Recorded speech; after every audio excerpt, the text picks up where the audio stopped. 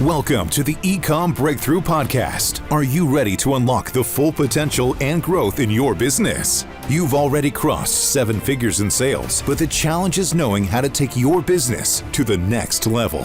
Join Josh Hadley, an 8-figure Ecom business owner and investor, as he interviews highly successful business owners. Get ready, because you're going to learn specific actions you can take today to help your business reach its full potential and leave a lasting impact on the world. Welcome to the Ecom Breakthrough Podcast. I'm your host, Josh Hadley, where I interview the top business leaders in e-commerce. Past guests include Kevin King, Stephen Pope, and Howard Tai. Today, I'm speaking with Amy Weiss, CEO of Amazing at Home e-commerce consulting, and we will be talking a lot about her experience in consulting other businesses, the good things that she's seen businesses do, and also a lot of the mistakes that she's seeing other Amazon sellers make and how to correct those mistakes. This episode is brought to you by Ecom Breakthrough Consulting, where I help 7-figure companies grow to 8 figures and beyond. Listen, Amy, I started Hadley Designs back in 2015, and it took me 7 years to grow it to an 8-figure brand. There were a lot of mistakes that I made along the way that made the path of getting to 8 figures take a lot longer than it needed to. There were a lot of obstacles and roadblocks that I faced, not only mentally as to whether could I be a real CEO, could I lead an organization, or could my brand survive? Would I have the cash flow needed to be able to, continue to purchase inventory and grow the business? For our listeners that are hitting similar plateaus and roadblocks, if you want to learn the next steps to take your brand and business to the next level, then go to ecombreakthrough.com. That's Ecom with 2 M's to learn more. And as a special bonus to my podcast listeners, this month I'm giving away one $10,000 comprehensive business strategy audit session at no cost. All you need to do is email me at josh@ecombreakthrough.com. And in the subject line, say strategy audit, and then plead your case as to why I should choose you and your brand to work with this month. And if you don't get chosen this month, don't worry, you'll be entered to win for future months to come. But today, I'm super excited to introduce you to Amy Weiss. Amy is the CEO of Amazing at Home e-commerce consulting, a world-renowned company that has helped thousands of brands launch private label products on Amazon and beyond. Amy's knowledge in product development, sourcing, marketing, and sales have enabled her to help countless entrepreneurs develop their own successful businesses. Amy's courses and consulting are ranked among the best in the world in Amazon Seller Poll. She shares her skills teaching classes at business organizations locally in San Antonio, Texas, coaching entrepreneurs around the world through virtual coaching sessions, and in-person events at amazingathome.com. She also covers these concepts on her e-commerce tips and tricks podcast called The Seller Roundtable. So welcome to the show, Amy. Thank you for having me, Josh. I'm so excited to be here.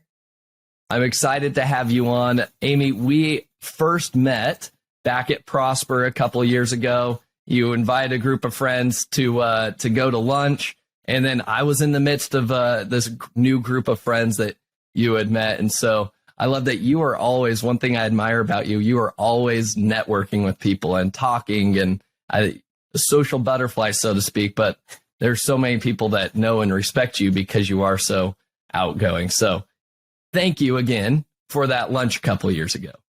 Yeah, thank you for the lunch. It was so great to get to know, one of the things that's great about going to these e-commerce events is there's so many opportunities to network. And you just grab a couple people and say, hey, you guys want to go to lunch and talk? And that's what we did that day.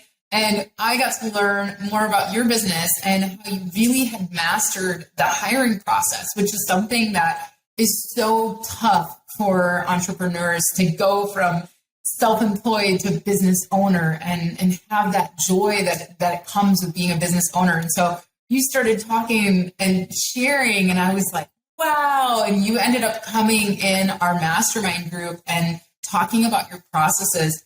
And that was so impactful for our group of people that are on the same path. And your processes for hiring, honestly, I've paid for courses on this. I've read so many books on this.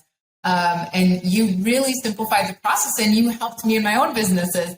So I have you to thank for that. Awesome. Well, I'm happy to hear that.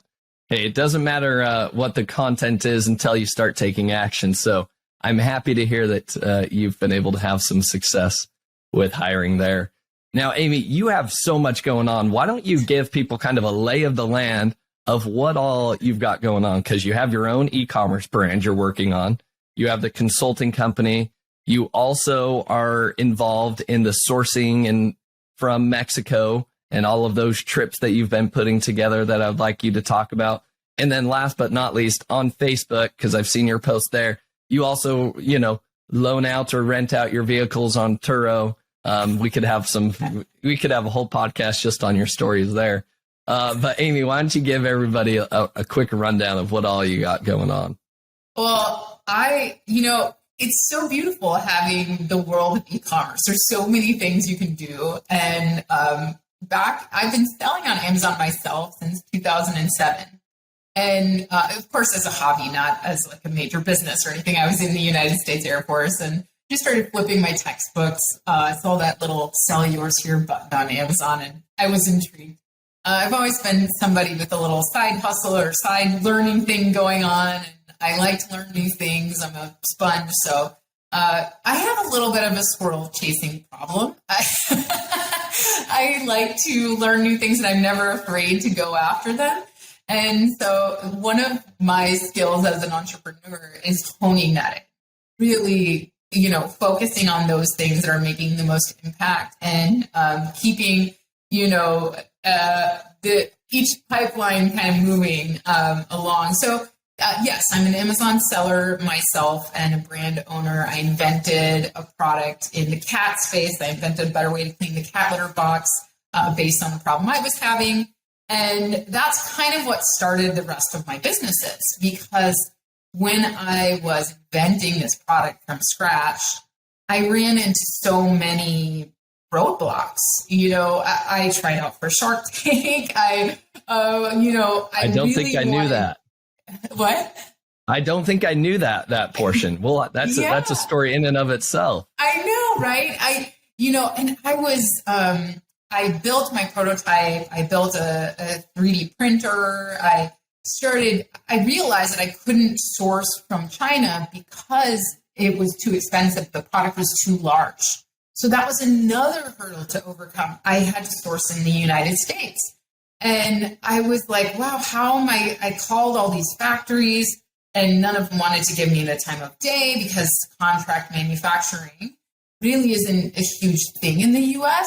Of course, if you're sourcing something that's already being made here, like printables or facial lotion, something like that, it's very easy to just white label something in the United States. But to private label, to find a manufacturer, that was a huge hurdle for me to overcome. I basically had to pitch a business that really didn't even have legs yet in order to get a manufacturer to take on my product. And so I ran into all these hurdles. I contacted design companies to help me get my design manufactured in CAD because my product is plastic and needed to be injection molded. And all these design companies wanted $30,000 to turn my drawing into another drawing. And Josh, I've been in a male-dominated career field most of my life, being in the Air Force. And I've done a lot of things that would intimidate a lot of people. And so I don't give up very easily. I've failed a lot. And, in the military, they kind of teach you just keep moving, And so I just decided, look, this is really making me mad that I'm running into so many roadblocks here. This can't be impossible. Brands bring new products to market all the time. So I just let that fuel me. I let it motivate me. I was like, I'm going to figure this out and I'm going to share with anybody who will listen along the way. And that's what I did. So I started sharing. I just started going on Facebook and YouTube and being like, this is what I learned about patents today. This is what I talked to this person. I learned this, whatever. And before I knew it, I started gaining a following and people couldn't believe I was giving away all this information for free. And I didn't care. I was like, people join me. This is a lonely journey. like, let's figure this out together. And started writing listings to pay off my molds. My molds cost me $42,000. Wow. So I started writing listings on Fiverr, and I had this knack. I was in cybersecurity before, so I have this SEO knack where I know how to take keywords and take basically a very saturated product and assign new keywords and help people sell out. So I was doing that with all these different listings. I would just find new keywords for them. And all these people who were hiring me on Fiverr to write their listings and selling out of these saturated products were going, how'd you do that? And can you teach me? And I kept saying no. So I was like, I don't consult. I still had my full-time job for the Air Force. I was still working on launching my own products and figuring out importing and sourcing and all those and manufacturing and all those things. And finally I said yes. I was like, okay, whatever, just $50, meet me online. Let's do it. And before I knew it, those people started having massive success. And I was like, okay, this is the thing. So that's how Amazing at Home was born. I had a domain name. I built the website over the weekend just to get off of Fiverr because Fiverr's fees are so high. And just really enjoyed helping people and being on this journey with others.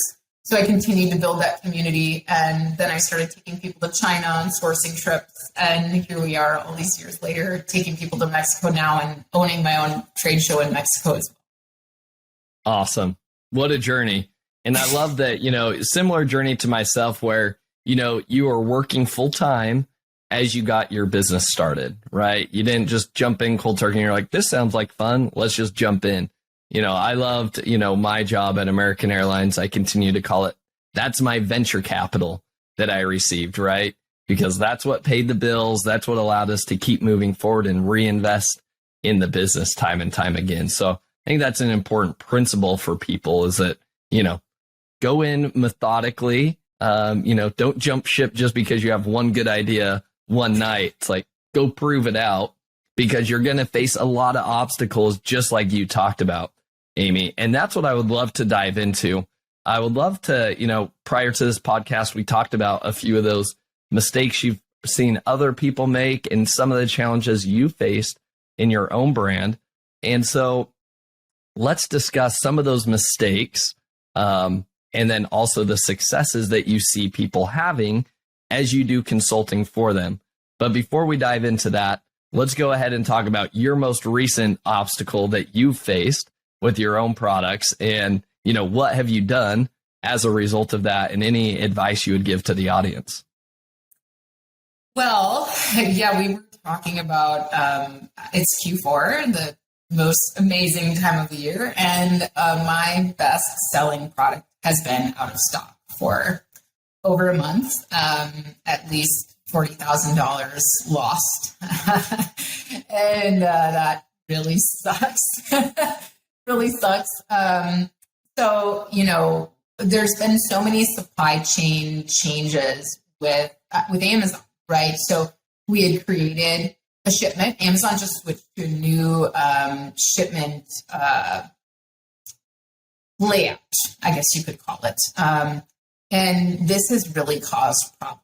In fact, I went to Amazon Accelerate, which was a conference in Seattle, and just to meet with Amazon shipping people and talk to them and get some solutions because we were having so many problems where they would give us a pickup time. We have our own warehouse. It's right very close to our home, and that's where we keep all of our inventory and everything like that. We have a loading dock and everything. So we ship right out of San Antonio, Texas.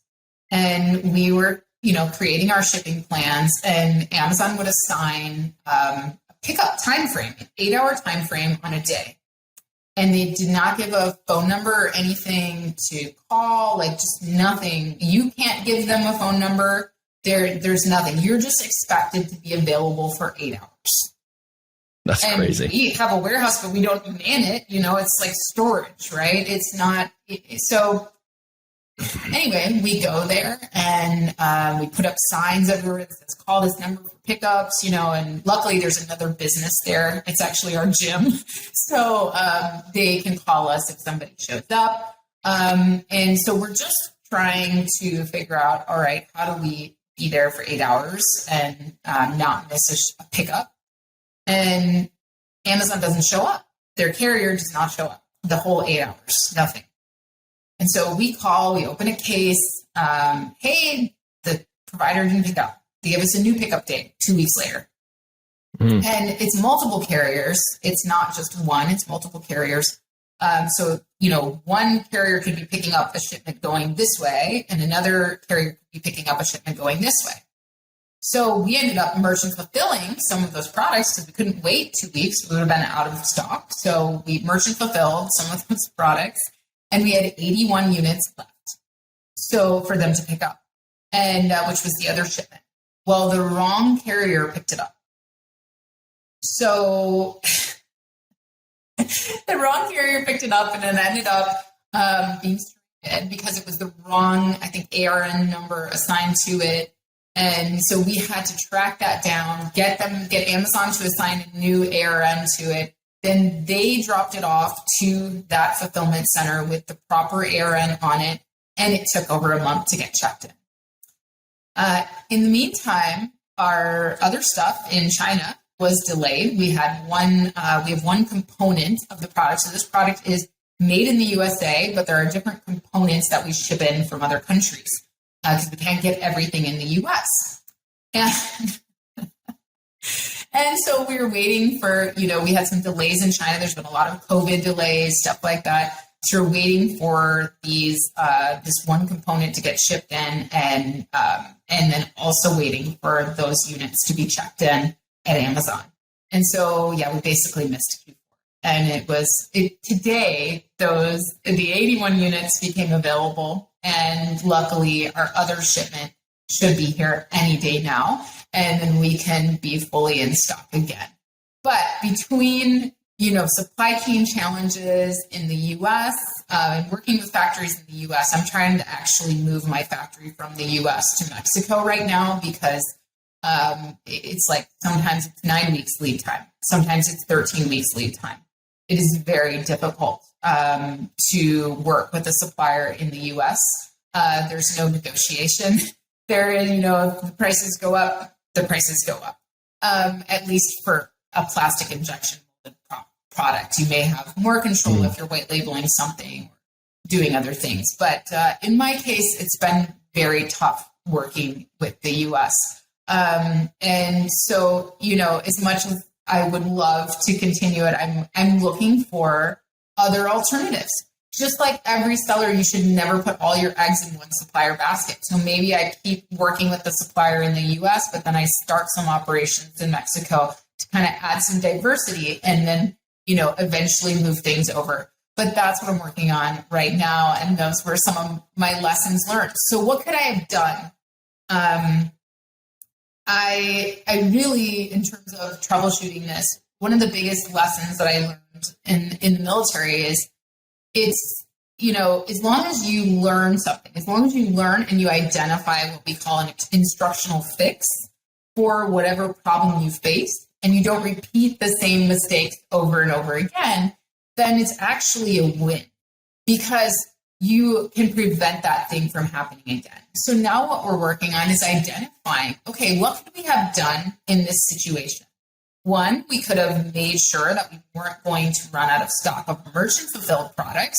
So at least while we had supply chain issues with Amazon, we could have continued to merchant fulfill instead of being completely out of stock. So that was a lesson learned there. We've implemented a new inventory tracking system by Demand Strategic called Stock Flow. It is incredible. It's even for seasonal products. It identifies your sales peaks, and it tells you exactly how much stock to send into Amazon every week, pulls your sales data, everything like that. So we've been utilizing that, and that has really, really helped us. So the rest of our products, which we've had issues in the past, staying in stock and making sure we're sending enough in to FDA and all of that, have remained in stock all of Q4.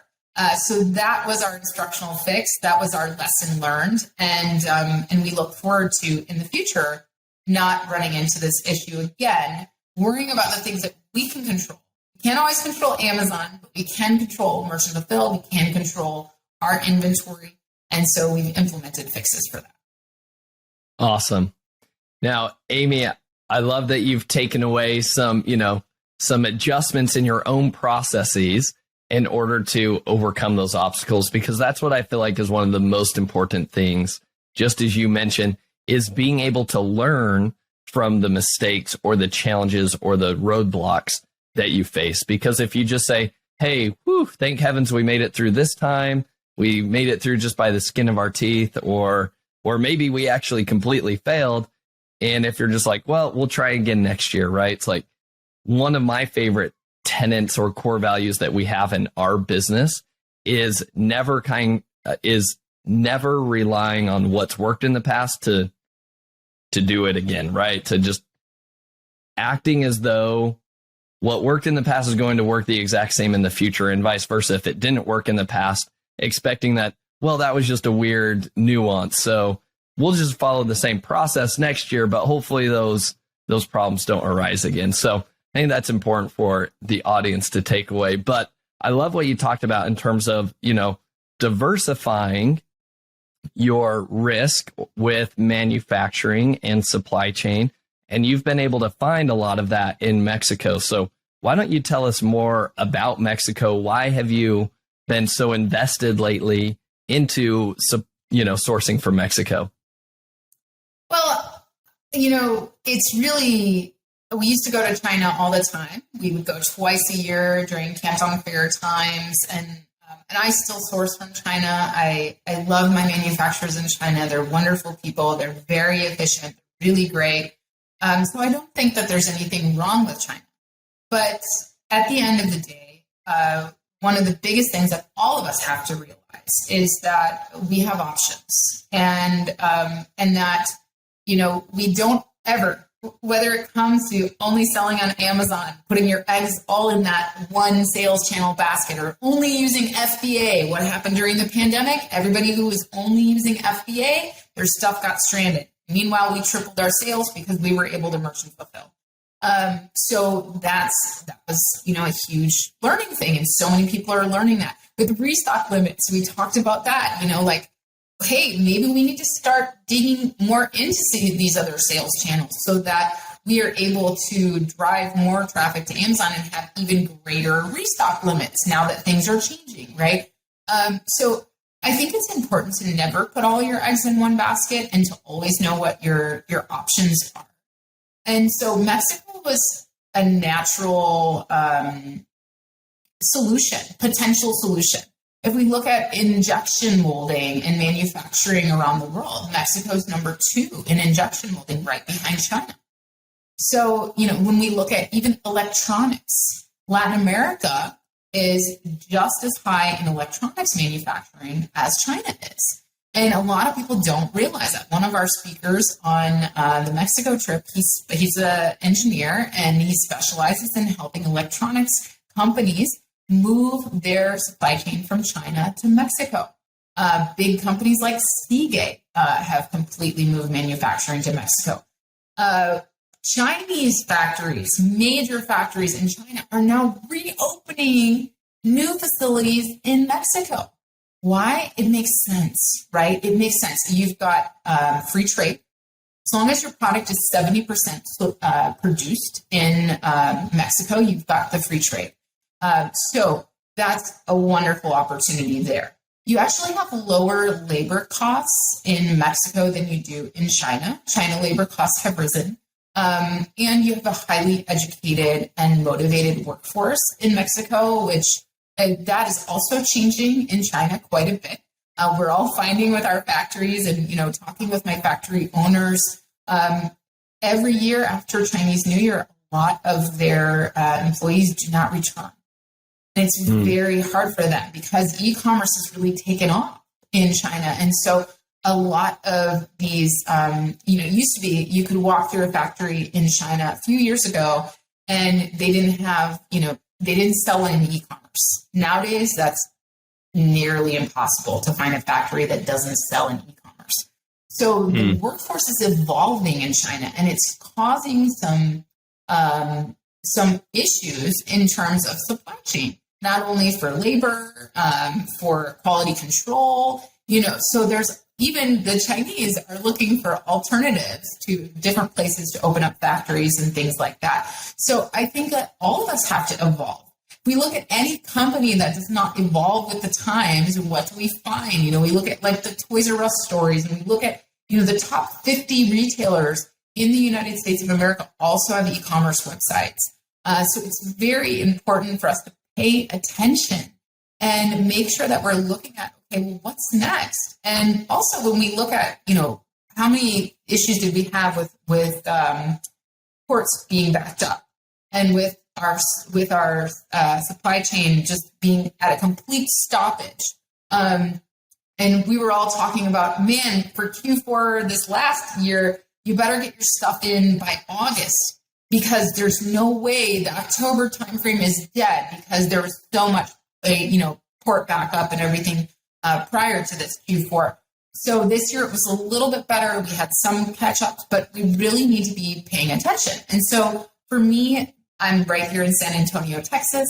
I travel to Mexico a lot. I love Mexico. And I always see all these things, even here in San Antonio, made in Mexico, right on our grocery shelves and everything. And I'm like, where are these factories? I'm just being a sourcing expert in all these other countries. I'm like, how am I not understanding what's going on in Mexico, the potential in Mexico? And so I thought to myself, you can't really find these factories on Alibaba. A lot of them don't have a web presence. Yep. They haven't needed to. So we thought, my partner, Tim Jordan, and I, we were like, let's just go. Let's go. Let's go. Let's take people to Mexico. Let's go. Let's discover it ourselves. Let's see what's going on. Well, little did we know, there aren't any multi-category trade shows in Mexico. There's no, you can find huge automotive trade shows, or plastics trade shows, or gifts, or toys. You can find that. That's great. But if you want multiple categories like global sources or ASD or Canton Fair, you're not going to find that in Latin America. So we crazy entrepreneurs, what did we do? We said, let's start.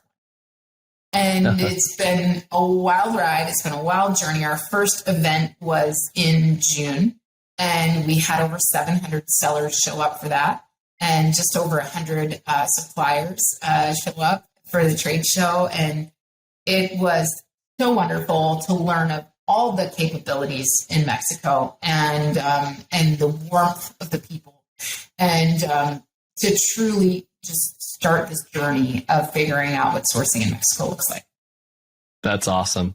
Well, it sounds like you found a problem and you've created that solution to that problem. And I'm excited to see how that new Mexico-style Canton Fair grows over the next few years. So thanks for starting that, Amy, for all of us other sellers. The other thing I would love to dive into here, Amy, is as people come to you asking for help in their businesses, wanting to grow their brands, what are some of the mistakes that you are seeing, and maybe some case studies that you can share? People that have come to you with problems, what type of problems are you seeing sellers making? I would say the biggest issue that I see is that people do not know their numbers.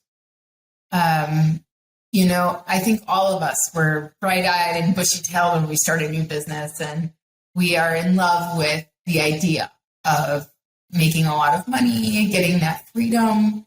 And there's nothing wrong with that. Like, that's what's going to drive you to keep going. It's very scary to take a leap on your own. But a lot of the people, that's one of the first things that I go over with people. It's like, what's your landed cost? How much are you paying your supplier?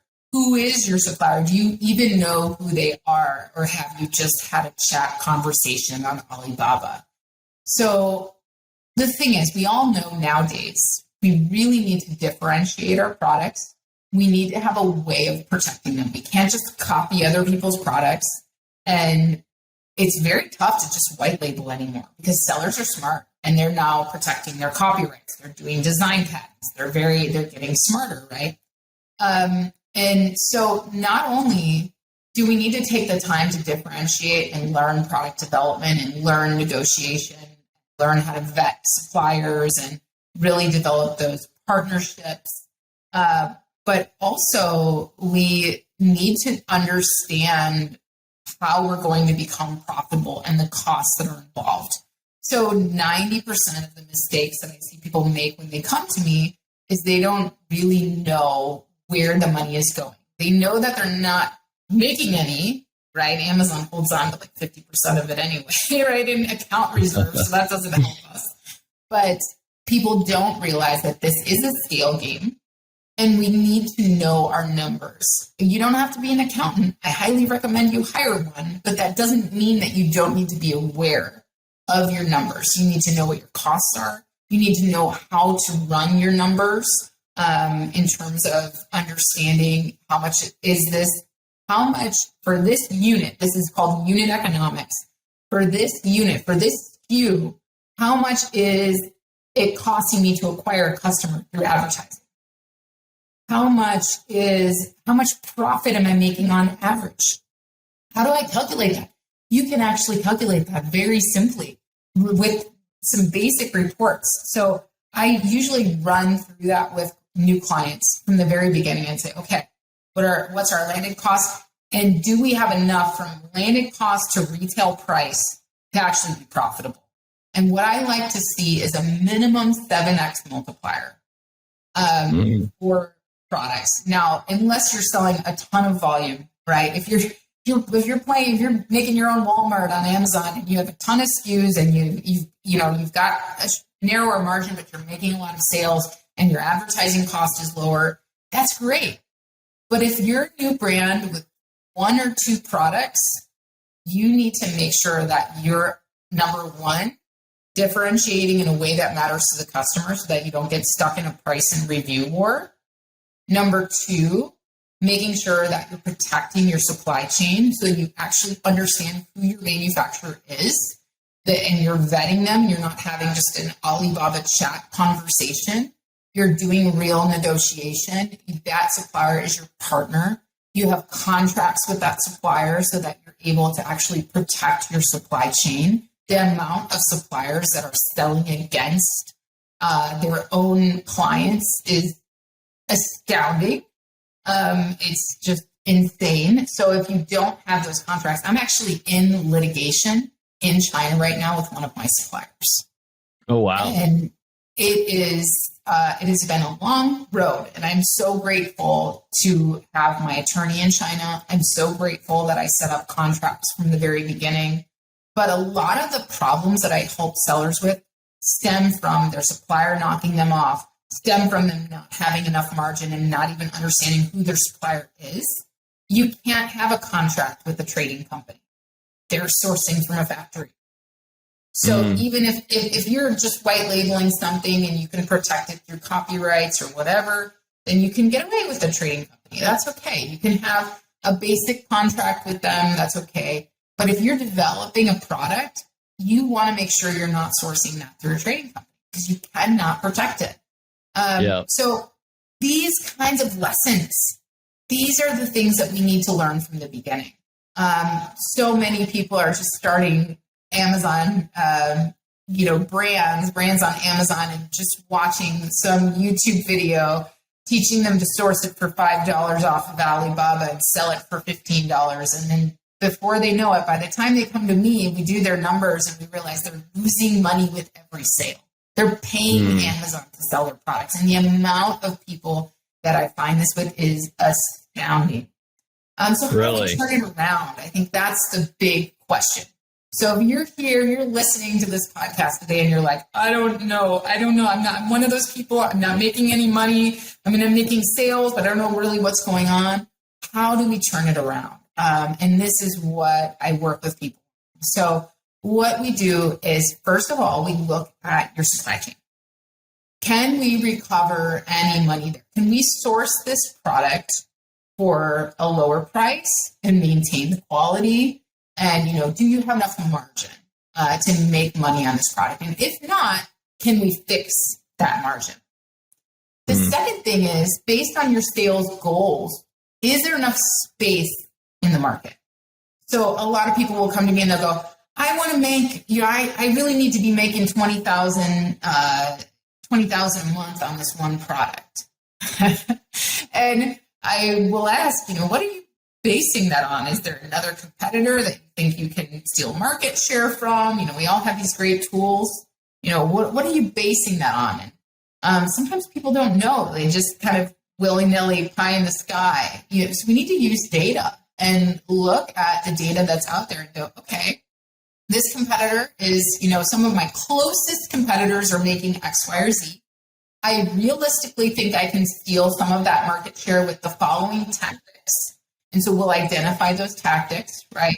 And then we'll get to work taking some of that market share. If we get together and we don't see a way where we can steal market share, where we can grow this product, then we need to go back to the drawing board and change our strategy up, right? If we can't recover costs, if this is just a price and review war product and we need to move on and do better, maybe we can expand the product line through changing up the product slightly. We could differentiate a little bit more. We could resource it from a new supplier. A lot of people just totally miss the opportunity of variations and multi-packs.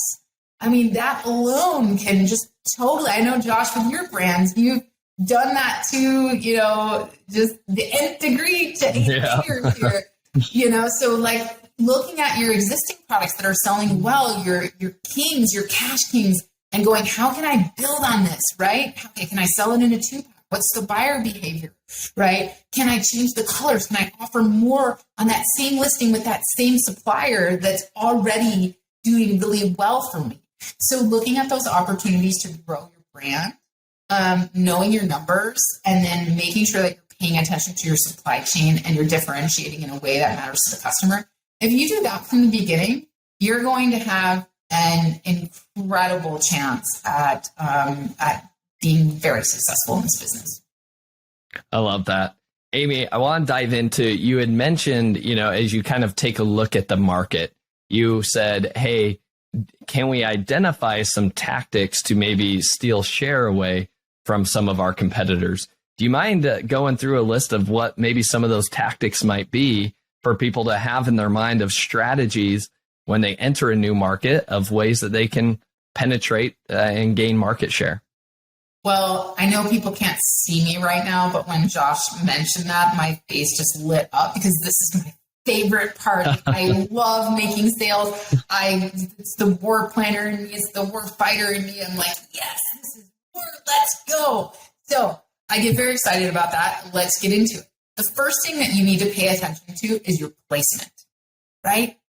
Think of this page one, your customer's page one for your medium to long tail keyword. How can you improve your placement? And there are several ways to do that. The first and easiest way is SEO, guys. We're in e-commerce, right? If the customer can't find us, they can't buy from us. I have a client that makes a dog bowl. It's very custom. It's very cool. And so, we found that medium to long tail keyword. We found her customer's page one, and she was nowhere to be found organically or in PPC advertising. So I'm searching just like the customer would, and I'm looking on the page, and her product is so much better. It's cooler. It would totally stand out. It would totally convert. It's at a better price. It looks better. It's awesome. So I'm like, why isn't she on this page one? Okay. Clicking through, I'm looking at it, and she was on page 3 organically, and her ads were nowhere to be found. What a lot of people don't realize is if your organic rank sucks for your customer's page one, your ad placement is going to suck too, because PPC goes off of relevancy. If you have the highest bid in a PPC war, but your product is not relevant, your placement for your PPC is going to suck. So the first thing that you must do is play the SEO game. So, we got to put our little hacker hats on, and we need to look at those keywords, and we need to look at, okay, are we playing to the search engine? Are we looking super relevant for this medium to long tail keyword to the search engine? And so with her, I noticed she didn't have this, it was like 4 or 5 word keyword phrase anywhere in her title. Intact. phrases intact are so important for SEO and relevancy. And so a lot of times when I'm reviewing listings, I do free listing reviews for people. But when I look at a listing and I look at the potential for relevancy, I'll see individual keywords smattered throughout the listing. That does nothing for the search engine. It does nothing for relevancy. When that search engine crawls your listing, it's looking for those keywords intact, those keyword phrases intact, and it's going, ding, oh, okay, it's relevant for that. Ding, it's relevant for that. Ooh, it's very, very relevant for that, right? So all I did with her listing, she had a lot of keyword phrases intact because guess who wrote her listing? Okay, good. So, and, looked great, but this was after selling for a little while, right? So we've identified those page one keywords, right? And all we did is change that keyword phrase, put it in her title. She was on page one the next day, tripled her sales. So that's it, right? Making that one little change. So, and then what happens with PPC? I have another client who's in the UK, who's done millions in retail sales, a unique, awesome product. He came to me and he wanted me to audit his PPC provider. And I do that a lot. I get into people's PPC campaigns. I'm an SEO nerd. Remember that. Like, I love this stuff, right? So I'm looking at his PPC and I'm like, actually, it looks great. Like, all of your major keywords are here. You've got placement modifiers here. This looks awesome. Like, there's nothing wrong with your PPC. I went and looked at his listings. No keyword phrases in no kind of important order. So what we did, we rewrote his listings, made sure that they were playing to the search engine, super relevant, super in order keywords, right? And what happened? All of a sudden, his PPC ads on page one, top of page one, all over the place, in all the most important places, because now his listing is relevant. So if you're spending a bunch of money on PPC and you're making all your sales from PPC and you're not making organic sales, it's because your listing optimization sucks, guys. Or it's because your product is too competitive. If you can't answer the question, if you're on your page one, but you're not converting, your customer's page one, but you're not converting, and you can't answer the question, why would someone buy from me and not my competition? And you're not showing that in your photos, you're not going to win the war. So in some cases, I have to tell people, look, guys, this product has no potential. Like, it doesn't matter if we optimize the heck out of the listing. There's no reason you're in a pricing report. There's no reason that a customer is going to buy from you and not the competition. And that is one of the core principles that a lot of people don't understand. And they'll just continue, instead of letting go of that dud or making that slight change, it's going to make them stand out on page one. Even changing your packaging and making it retail ready and putting that in your main image can set you apart. So that's really what it comes down to. That tactic alone, that's how you steal market share.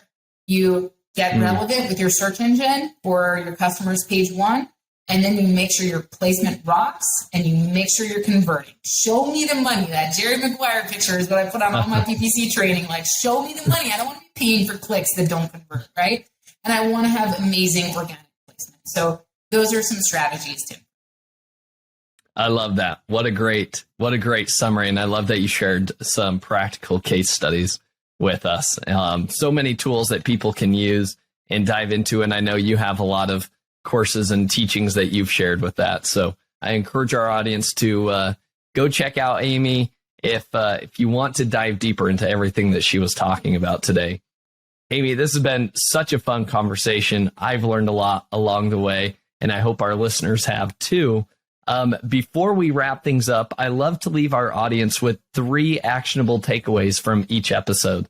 So here are the 3 takeaways that I noted. Let me know if you think I'm missing something, Amy. All right. So action item number 1 would be understanding your numbers. And so I think that is so crucial for anybody. We've had a few accountants in the past on here. We've had Tyler Jeffcoat with Seller Accountant on here as a recent episode. I would go check out his episode because he lays out the guidelines, maybe some targets that you should be shooting for towards your, what should your average cost of goods sold be based off of your retail price?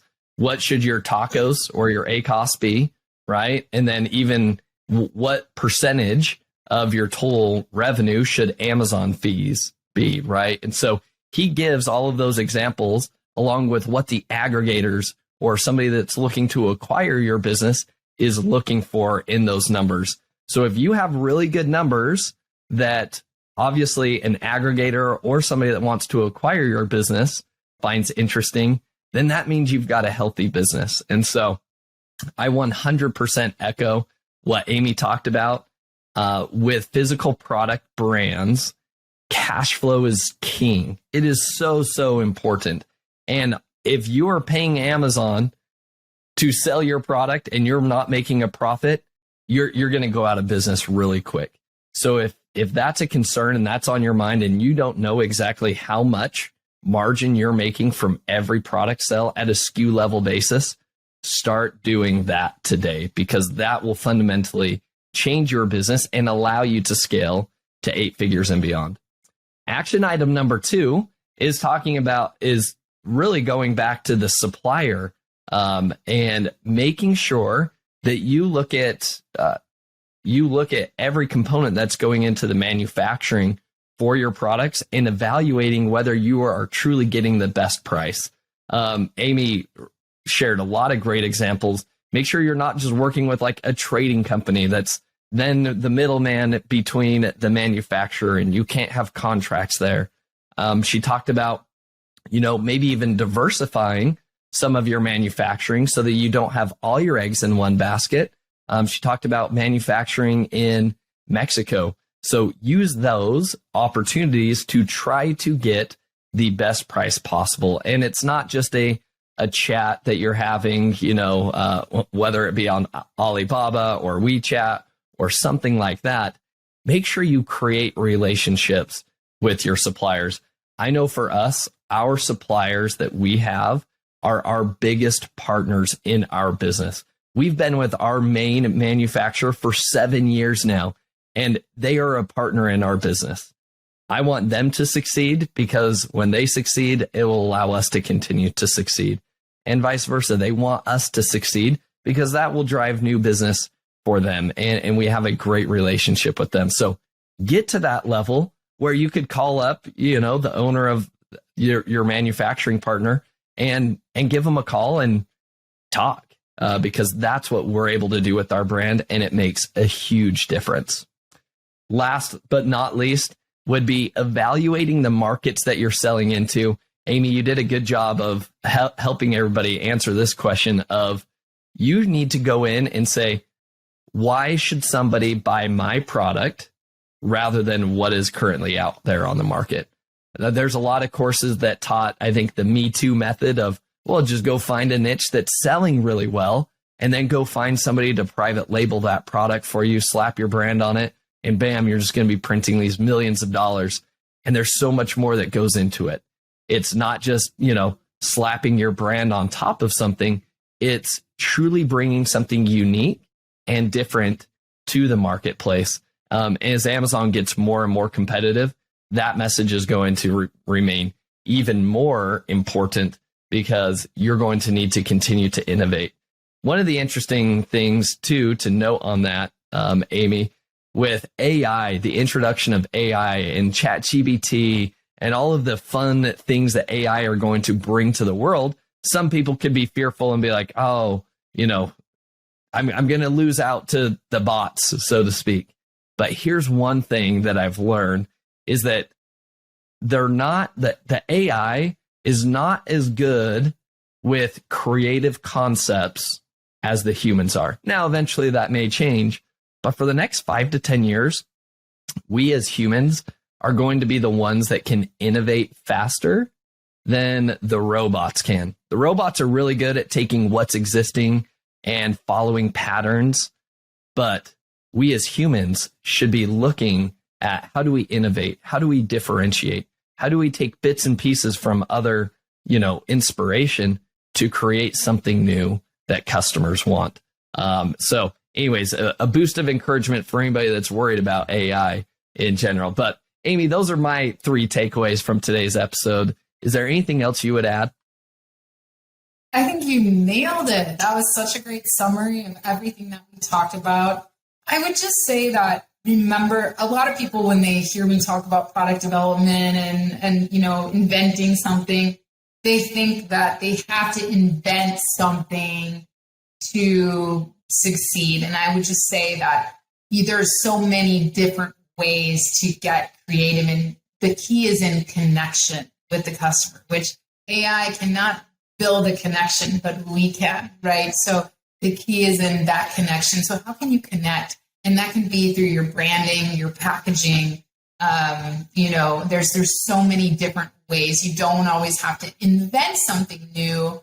You can diversify, like we were saying, through just adding different colors or multi-packs or, just different things. Look for those easy ways to expand on what's already working. Yeah.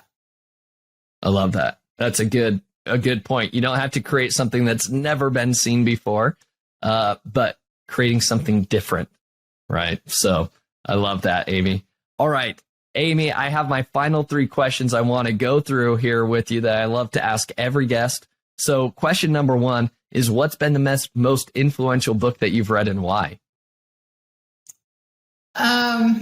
So many. I mean, so many along my journey. Of course, like books like Rich Dad, Poor Dad really helped with the mindset in the beginning, because, I grew up in a very blue collar family, and I didn't really know that there was this whole other side of freedom. So that was a really great book in the beginning to learn from. And then as I grew in my businesses, anything by Mike McCallowitz was really good, Clockwork. But then the E-Myth Revisited, that book really kicked me in the rear. It made me realize, it gives so many practical examples of how to grow your team and how to go from self-employed to business owner. And I'm proud. I'm a proud business owner now. I can go on a trip and not bring my laptop. I can, count on my team to run things while I'm gone. And there's so much freedom and so much beauty in that. And so I would encourage anyone who's struggling with that to read the E-Myth Revisited. I think it's by Michael Gerber, if I'm not mistaken. Yep. And then on a personal side, the book, The Inner Work, by Matt and Ash, has done so much for my personal growth, and just realizing that, I am not my thoughts, and that I really, just really helping me grow personally, and spiritually and emotionally. And that book has been really a game changer. Those are awesome recommendations. And I'll second what you talked about there with the E-Myth and Clockwork. Those are some of the best books that I've read to reshape an entrepreneur's mind as to how you need to start working on the business instead of working in the business, with very practical ideas of ways that you can start doing that now. And my goodness, it's made a world of a difference, as my wife and I think, read Clockwork about 2 years ago. And we've slowly been implementing those things into our business. And that's honestly what's allowed us to scale so much faster. All right. Question number 2, Amy, my favorite question here is, what is a new software tool that you've been using in your business, or maybe it's an existing one that you've been using for a while, that you feel is a game changer in the e-commerce space?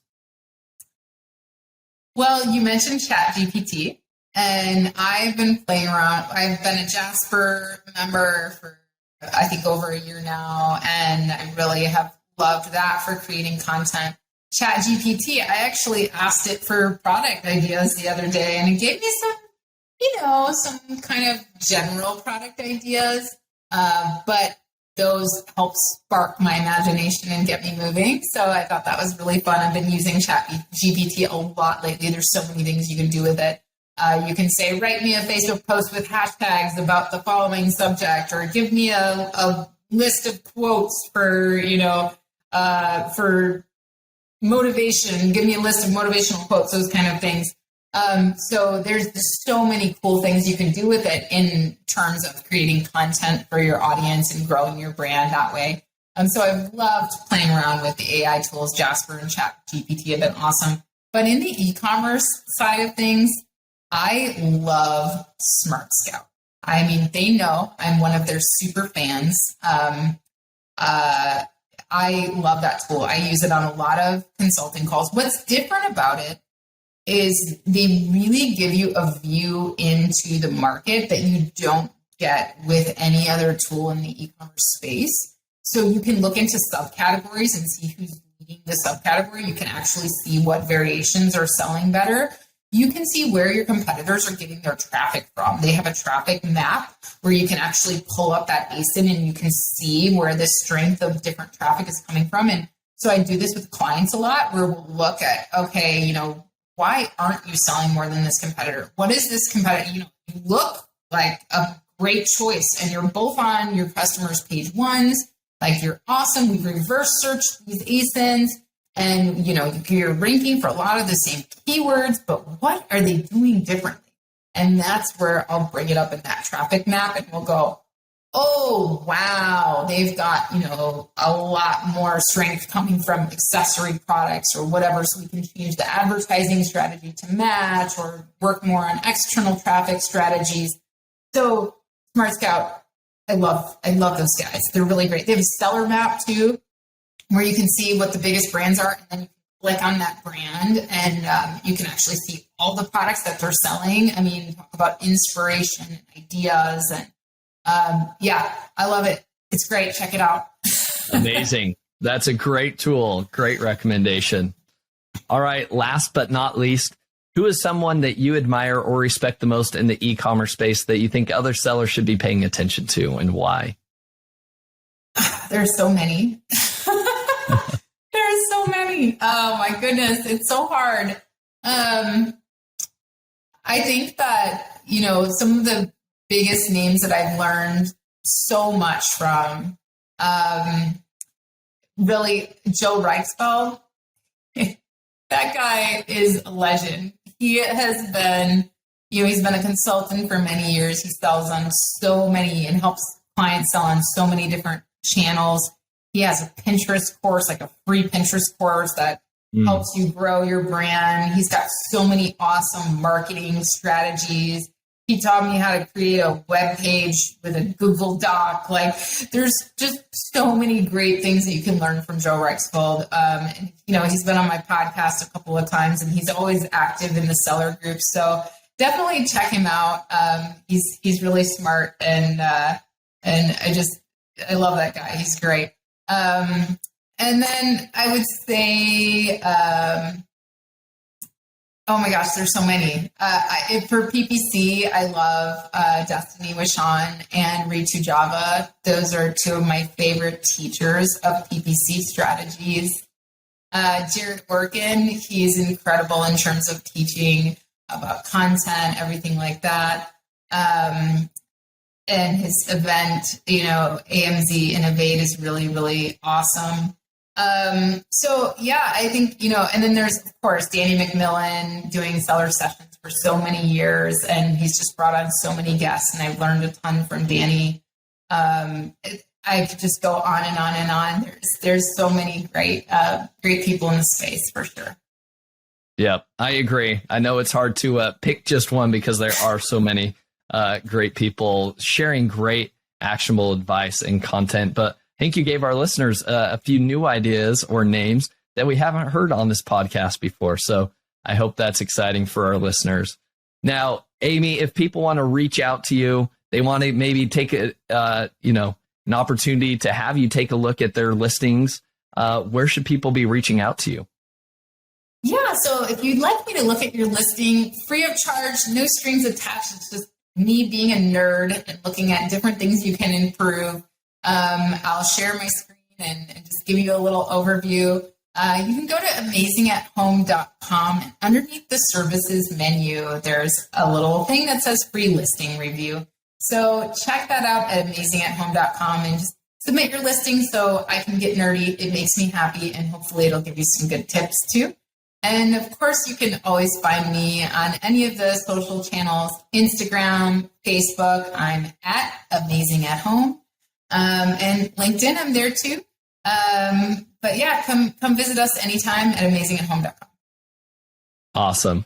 Well, Amy, thank you so much for joining us on the podcast today, and have a happy new year. And we look forward to continuing to follow you and what you do at Amazing at Home. Thank you, Josh. Happy New Year to all the listeners out there. Thank you for listening. Visit ecombreakthrough.com for more information. If you've enjoyed today's episode, the best way you can show your appreciation is by clicking the subscribe button and quickly leaving a review. See you again next time.